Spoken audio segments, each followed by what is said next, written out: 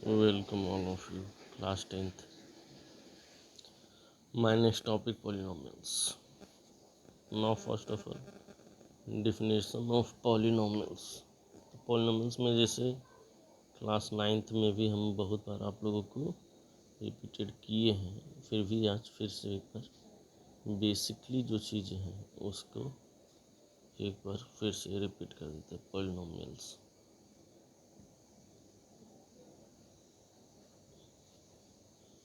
तो पॉलिनोमियल्स क्या होता है उसके बारे में देखें। तो पॉलिनोमियल्स क्या होता है कि an algebraic expression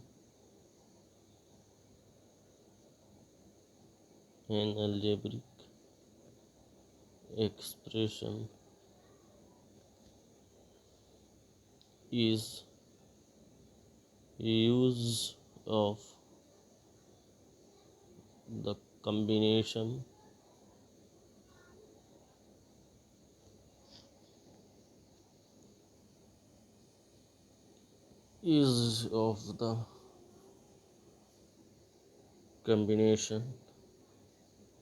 of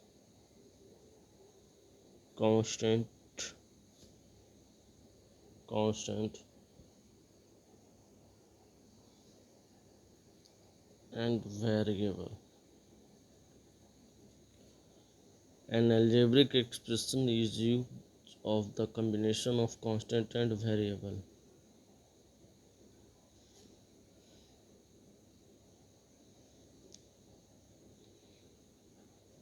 In algebraic form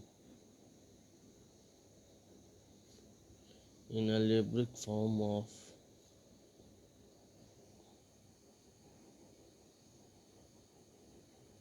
addition, subtraction, multiplication,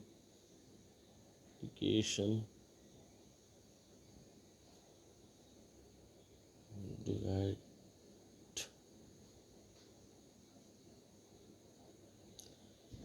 फिर से रिपीट कर देते हैं। N algebraic expression is use of the combination of constant and variable, यानी एक ऐसा एक्सप्रेशन जिसमें कांस्टेंट और वेरिएबल ये दोनों का कॉम्बिनेशन होता है इन अलजेब्रिक फॉर्म में।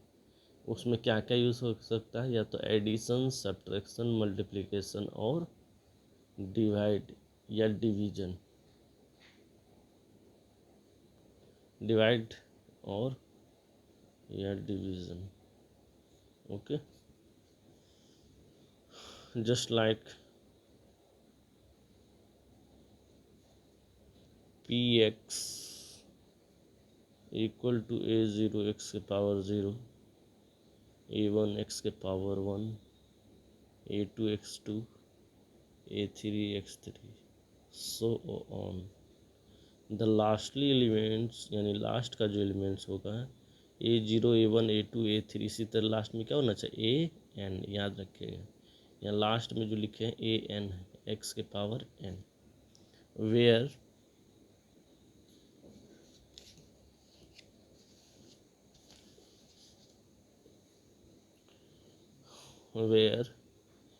a0, a1, a2, a3, so n is real number. और रियल नंबर का डिफिनेशन और सारी चीज़ें डिटेल फर्स्ट चैप्टर में, इसीलिए पहले रियल नंबर पढ़ा जाता है, ठीक है। Where a0, a1, a2, a3, an is real number and power of variable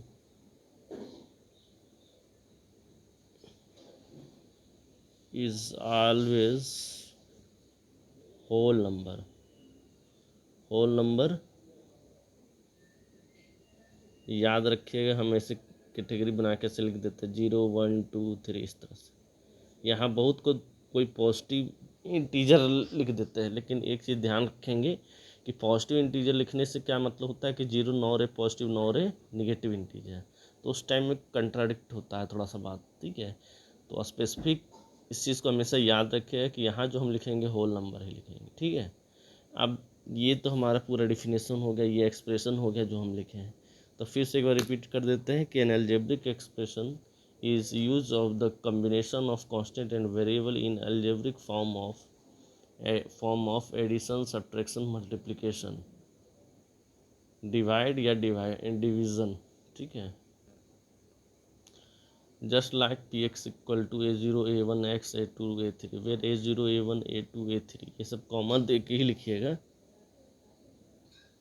A3 AN is real number and power of variable is always whole number. अब next topic जो है हम इसी में डालने जा रहे हैं, टाइप्स। दिखाई दे रहा होगा आप लोग को, टाइप्स ऑफ पॉलिनोमियल।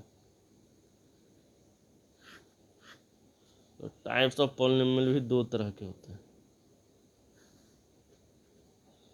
एक जो होगा आपको पहले बताया है क्लास 9 में भी कि डिग्री और टर्म। तो कल इसमें रिपीट कर देंगे, एग्जांपल देते जाएंगे। ठीक है, डिग्री का मतलब क्या होता है? पावर। डिग्री का एग्जांपल क्या हो गया? पावर। इसमें डिग्री 0 से भी स्टार्ट होगा, 1 से भी, 2 3, ठीक है, 4 तक हम लोग जाएंगे, बताएंगे आपको 0 1 2 3 4। टर्म में जो होगा, टर्म 0 नहीं होता है, फर्स्ट टर्म, सेकेंड, थर्ड, ठीक है, इस तरह से। और जो भी होगा, अभी तक थर्ड ही पढ़ना हम लोग। अब 0 पे देखें, 0 का एग्जाम्पल इसको हम लोग कहते हैं कांस्टेंट। जैसे अगर हम लिखे 4, तो 4 हमारा ये क्या है? कांस्टेंट। यहाँ कुछ भी x के पावर 0 भी लिख सकते हैं, 4 y के पावर 0।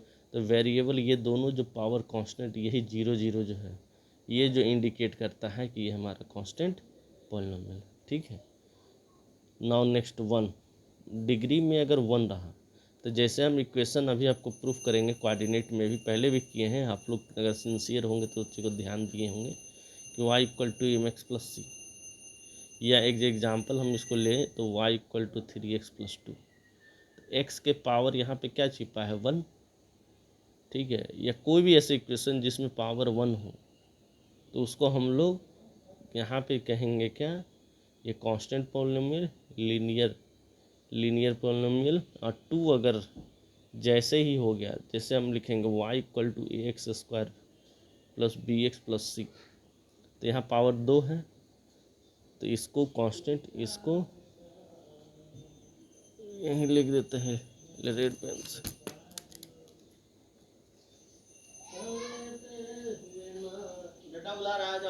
लीनियर 2 है, तो 2 होने पे इसको हम लोग क्या कहेंगे?